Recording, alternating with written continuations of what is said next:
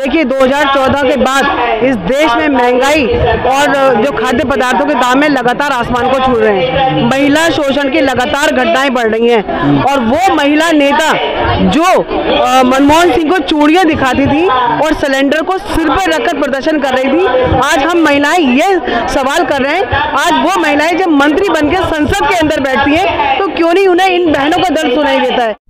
आप देखिए कि हम लोग हंगर इंडेक्स में खा खड़े हैं, 111वें नंबर पे खड़े हुए हैं। हम लोग भुखमरी के निचले पायदान पे खड़े हुए हैं। हमारे देश की अर्थव्यवस्था बांग्लादेश, अफगानिस्तान से भी नीचे जा चुकी है। लगातार देश में तानाशाही और तानाशाही पूर्ण फैसले इस देश के ऊपर थोपने का काम मोदी सरकार कर रही है, जिसका आज हम घोर विरोध करने जा रहे हैं पार्लियामेंट का घेराव करके।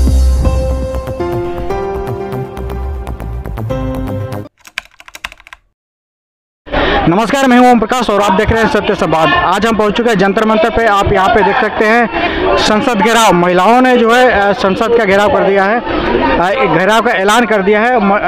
तमाम मुद्दे जैसे महंगाई हो गई, बेरोजगारी हो गई, देश में तमाम तरह के मुद्दे हैं। हमारे साथ में सर, मैम क्या नाम है आप? मैं उत्तराखंड से हूँ, मैं सीनियर वाइस प्रेसिडेंट और पीसीसी सेक्रेटरी हूँ और उत्तराखंड से हूँ। क्या नाम है? अलका पाल मेरा नाम है। अच्छा, यहाँ पे संसद भवन पे किस लिए आए हैं आप लोग? देखिए 2014 के बाद इस देश में महंगाई और जो खाद्य पदार्थों के दाम में लगातार आसमान को छू रहे हैं। महिला शोषण की लगातार घटनाएं बढ़ रही हैं और वो महिला नेता जो मनमोहन सिंह को चूड़ियां दिखाती थी और सिलेंडर को सिर पर रखकर प्रदर्शन कर रही थी, आज हम महिलाएं ये सवाल कर रहे हैं, आज वो महिलाएं जब मंत्री बनकर संसद के अंदर बैठती हैं तो क्यों नहीं उन्हें इन बहनों का दर्द सुनाई देता है।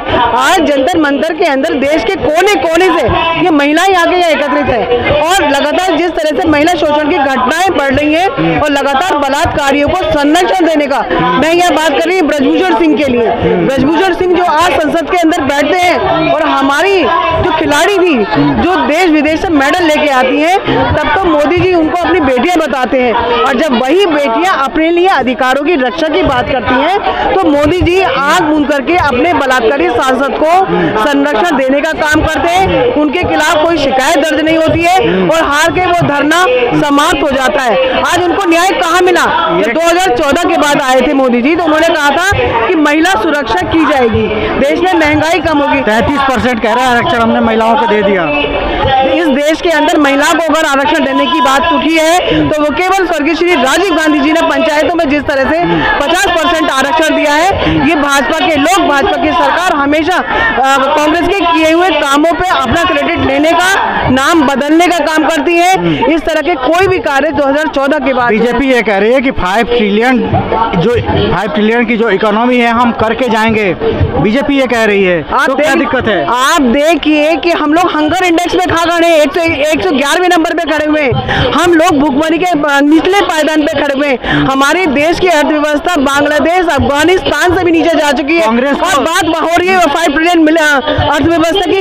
इस देश के साथ घोर मजाक करने का काम मोदी सरकार के द्वारा किया जा रहा है और लगातार देश में तानाशाही, लगातार देश में तानाशाही और तानाशाही पूर्ण फैसले इस देश के ऊपर थोपने का काम मोदी सरकार कर रही है, जिसका आज हम घोर विरोध करने जा रहे हैं पार्लियामेंट का घेराव करके।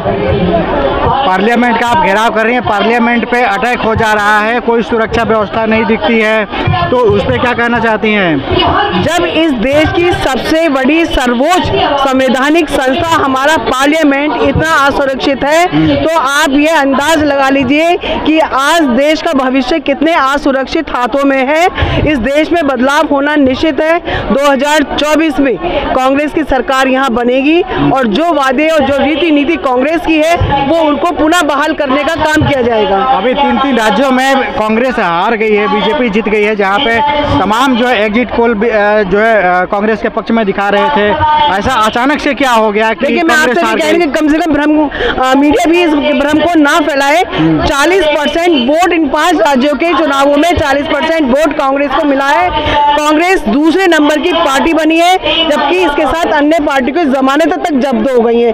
कांग्रेस कांग्रेस ने ही भाजपा को टक्कर दी है। और जिस तरीके का माहौल एग्जिट पोल आए थे और टीवी चैनल्स, नेशनल चैनल्स भी जिस तरह बोल रहे थे कि कांग्रेस की सरकार बनने जा रही है, तो ये भी एक तरह से भाजपा के ऊपर, उसकी कार्यशैली के ऊपर प्रश्न चिन्ह है। भाजपा अगर अच्छा काम नहीं करती तो जनता मैंडेट देती नहीं, तो आखिर क्या वजह है? आप लोग इतना ब्लेम लगाती है बीजेपी को और बीजेपी जीतती चली जा रही है।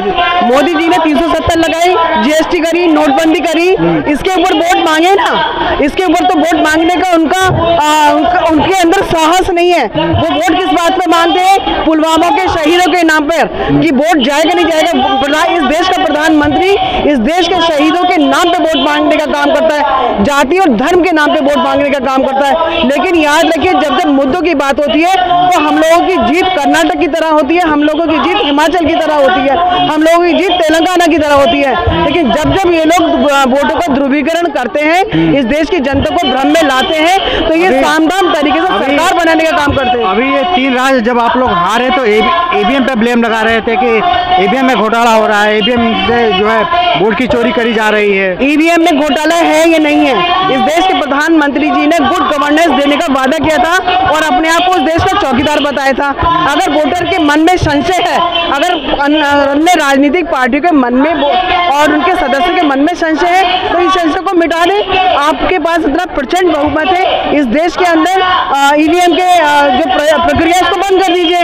आप पूरा बैलेट पेपर से चुनाव कराइए, दूध का दूध पानी का पानी हो जाएगा। ये जो महिला शक्ति जो हजारों की संख्या में है जंतर मंतर पे इकट्ठा हुई है, 2014 के प्रदर्शन में क्या मुद्दे रहेंगे महिलाओं के?